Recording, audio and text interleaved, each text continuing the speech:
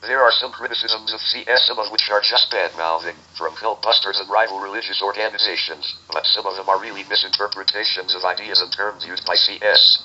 However, all accusations and criticism should and must be answered, so now I will deal with these issues without favor or bias, because all things should be out in the open. The CS Church is responsible for some of these issues, because they will not call out accusers. The Church is pretty much pacifist, and in this day and age this is pretty much a suicidal position to take. I think the main problem is the constant use of 19th century American English idioms and syntax in publications which are not explained in the current context and without explanation as to how they can be applied today. In addition, an in-depth analysis of the ideas and faith of Mary Baker is not explained to the extent it should be, although if done it may portray CS as not Christian. The fact is most mainstream Christian churches see it as not Christian. To give this analysis would give CS adherents and the public, in general, a point of reference which most mainstream churches do not do, or if they have, they only give a particular version of their references, and none of them are the same as other mainstream churches. CS may have factors of new thought and other things deemed occult, but to discuss these things openly would make it more attractive to people who do believe in God but have become de facto atheists due to their dissatisfaction and alienation from churches they may have identified as or raised in. Actually, I do accuse the churches of today functioning more as political and racial-based cults which have replaced spirituality with ideology which can only be acted on in a purely physical level. These sort of churches should register as political parties and not religions. Spirituality is the main driving force behind CS. Some critics will say that CS is pantheist because CS says God is all in all. But yet we see stupid stories of people claiming to see Jesus in a cheese sandwich or seeing the Virgin Mary in a cloud.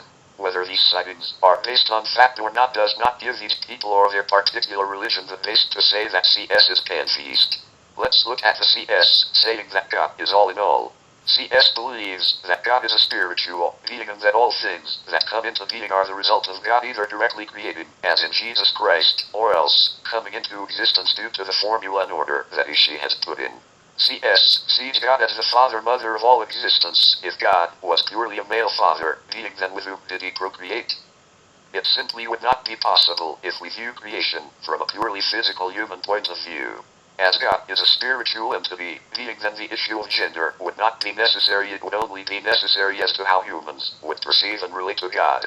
In a purely spiritual level, issues such as gender, genitalia, and even gender fluidity could not be an issue or have any logical reason to be on such a level. If it were, then it would by default assume that spiritual entities would be engaging in physical activities such as sexual activity. The same can be said for money and other material gain. While many people may believe in God and heaven, they only believe in both as some sort of concept. At moments they may engage in deep thinking concerning this, but this thinking usually occurs when they are by themselves without external interference. But yet when they interact with groups of other people, they will unknowingly and even unwillingly fall into and get swallowed by groupthink. They will then lower themselves down to the most base level in order to be equal with others in the group. And in that group, the most malignant person by nature will be the leader of that group, who is the one the low standard will be based on. The issue of nature, personality, and spirit are deemed irrelevant, because it now accepted that might is right, and we see this as in the leaders of organizations, workplaces, and nations. Yes, these types of people have always been in positions of power, because they are drawn to and become addicted to power. But power cannot infinitely sustain itself by itself. It has to replenish, and in order to plan replenishment there has to be logic and rationale in the planning. Today we see logic and rationale being sidelined and replaced by emotion, and in order to indoctrinate others in emotions, physical force and coercion has to be applied.